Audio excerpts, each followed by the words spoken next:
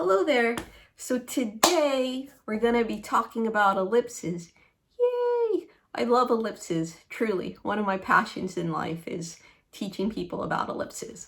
So I have a little assistant here today, bracelet / elliptical form, and we're going to look at how ellipses change depending upon their relationship to our horizon line. So remember, horizon line, that's all about eye level. So an imaginary line that kind of cuts through our eye level. That's what I mean by horizon line. So what exactly is an ellipse?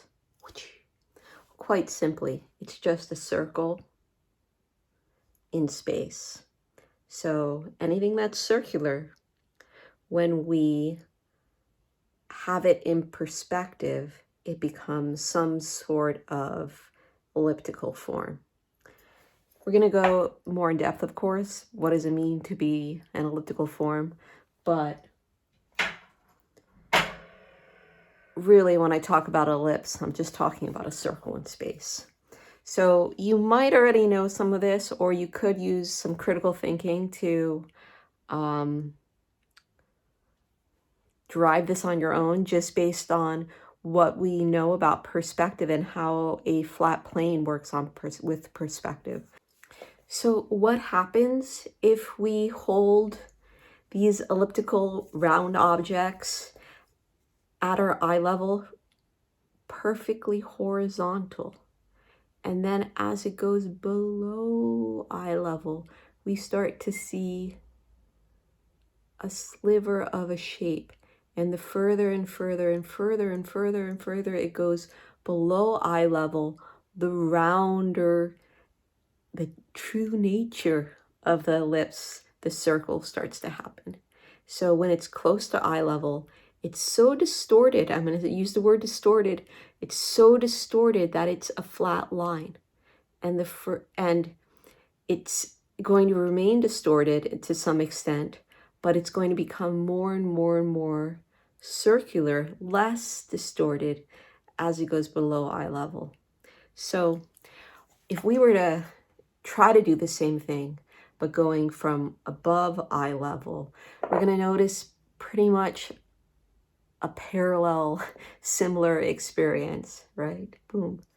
So right at eye level, it should be perfectly flat. And as we go right at eye level, perfectly flat, and as we start to move it above eye level, we'll see a sliver of a shape. And the further and further above eye level we go, the rounder that shape will become. So I'm going off camera a little bit, but hopefully that made sense to you. Let's look at a diagram of what we just went over. So if we're looking at eye level, horizon line,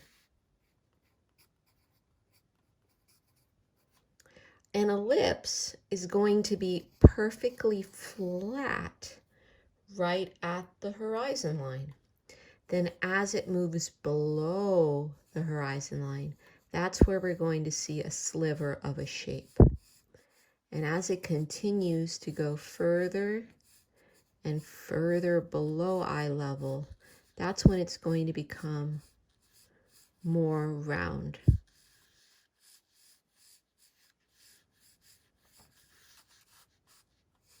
And likewise, as it goes above eye level, it's going to become more and more round as it goes above our eye level. So it might start off kind of flat here, and then it's going to become rounder and rounder and rounder. So I know that this diagram was done kind of quickly, so don't judge me too harshly. But what I'm trying to express to you is that it's this length, we could call it the height, right? Gets larger as it goes below our eye level or above our eye level. This width in an ideal world in this diagram would not really be changing too much. It's all about this length. How does the length change as it relates to the position, its placement relative to our eye level? Just keep in mind, if I had to repeat myself, that it becomes larger as it moves below our eye level. That's key. It becomes larger as it goes below our eye level.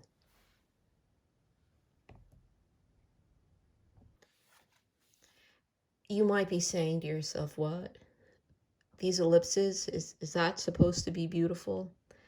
I'm not proud of any of these ellipses, I'll be honest. So let's draw a beautiful ellipse. Let's use the magic of YouTube to make this happen. Whoa, look at that beauty. That's a beautiful ellipse. Oh, look at how beautiful.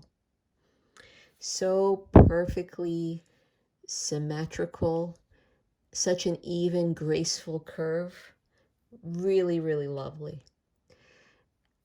What's helpful when we look at an ellipse is to think about axis lines. This might be similar to how you might think about ellipses in a math class. Like if you were given the task to graph an ellipse, you might have crossbars too, or axis lines. In art class, we're going to refer to these axis lines. This horizontal one, we're going to call it the major. And this vertical one, its name is going to be minor.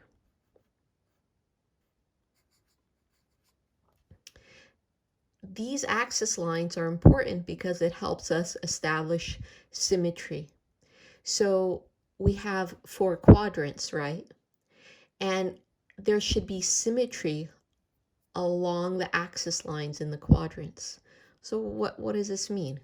Well, look at this. We have this being symmetrical to that, and this is symmetrical to this area. Then we have this symmetrical to that quadrant. So you see it's all relating to each other in a very happy, very beautiful elliptical way, that we have all quadrants symmetrical. That's going to lead to a happy ellipse, and we like happy ellipses. Let's talk about what an ellipse is not. So these would be common mistakes. So an ellipse is not a rounded rectangle. No bueno, don't do that. An ellipse is also not an ancient Egyptian eyeball. So you see how it's pointy on, I call these the corners, but there's no real corners, but it's not pinched. So we want to avoid the ancient Egyptian eyeball look when we're trying to represent ellipses. So these would be key things that we want to avoid.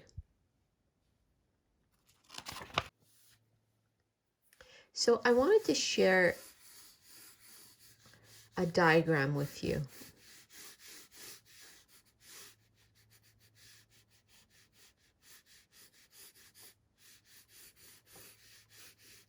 Maybe this is a martini glass. I don't know. I'm just kind of inventing it as we go along. I know that there could be a lot of things we could talk about in this little diagram that I've drawn up. But the question that I'm going to ask you is, does this make sense? Do the elliptical widths make sense? I'm going to say no, it doesn't make sense.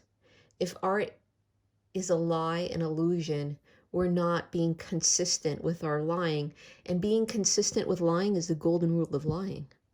So here we're saying, oh, we're looking down at this martini glass. And here we're saying the martini glass is at our eye level, but this is below that. So how does that make sense? No, it doesn't make sense. Um, a horizontal line can only be at our eye level. So if there were going to be any horizontal lines, it would be above this.